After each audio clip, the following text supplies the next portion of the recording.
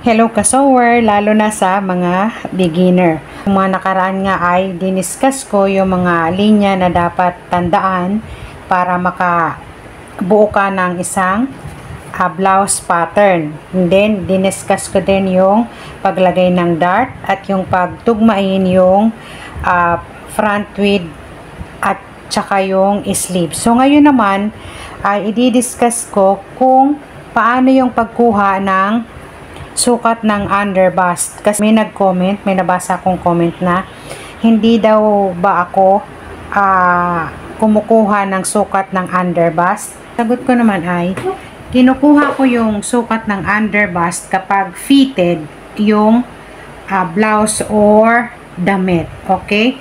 So, kung pag fitted ang tatahiin yung blouse or damit, ito yung kailangan nating sukatin. Okay?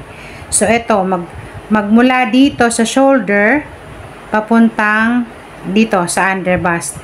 Or kung meron na kayong sukat ng bust point, itong distance ng bust point pababa, yan ang susukatin nyo. Okay? Pag nasukat nyo na yan, ang sunod naman na susukatin ay ito. Yan, paikot. Underbust, or ang tawag ko dyan ay empire. So, yon. Pagdating naman sa pattern, ipapakita ko. So, ito nga yung front, no? Halimbawa, ang distance magmula sa bust point pababa ay 2.5. Halimbawa, ito yon. Yan, ito yon. So, guhitan natin.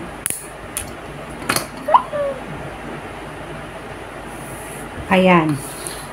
So, magmula dito, ang magiging dart mo ay 1/2 inch at 1/2 inch. Okay, depende sa liit nung sukat ng underbust.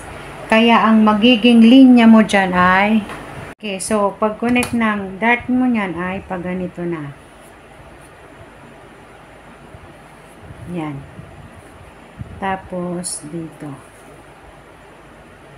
Pag ganyan. Okay? So, yung red ang susundin kapag fitted ang damit.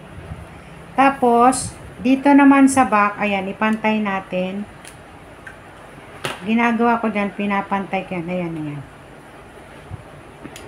Ito yung waistline, pantay. Yan. Tapos, guguhitan ko. Dito naman ang bawas ko niyan. Dito na ako nag-a-adjust. So, itong waistline pa ganyan na.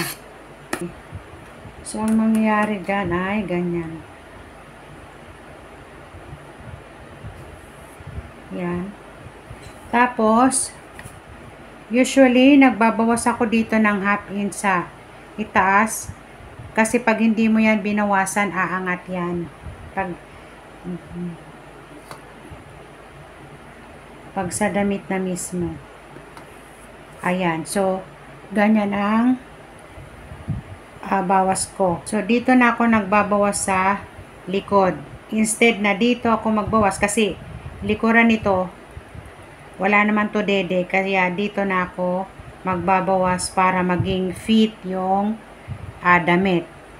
Or minsan kung kailangan pang mag-adjust dito na sa sides, dito ako nagbabawas para maging fit yung damit.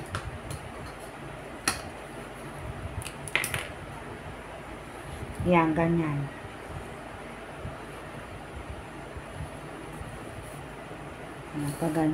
Nakaganyan yan.